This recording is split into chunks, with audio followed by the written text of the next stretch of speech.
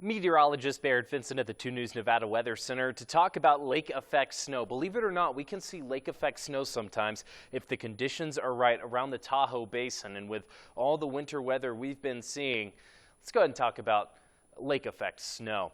Here's the setup. We see warmer air over a body of water. Water takes a lot more energy to heat up compared to air. Think about how much energy it takes to boil a pot of water rather than warm up maybe a pot of air as we see colder air over land and then warmer air over water. We'll see that cold air actually track over the warmer air, and that causes that warmer air to cool down rapidly, and which will saturate the air, making moisture over that lake, right? And what happens is this moist air gets caught up in the flow over land, right? So it moves from the lake over to the land and causes significant snowfall.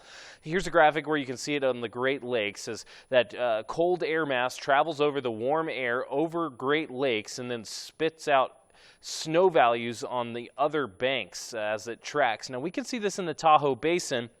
And typically when we get our air from the west and it's being carried by a cold air mass, that's cold air that tracks in from the west or the southwest, hits that warm air over the Tahoe Basin, and then spits out snow on the western bank. That's what we saw last week with heavy snowfall around Mount Rose, and that actually tracked into areas like the Washoe Valley and the Mount Rose foothills. So next time we see that cold air mass coming in from the southwest and you know snow's in the forecast, keep an eye on the Mount Rose range for lake effect snow with heavier snow values.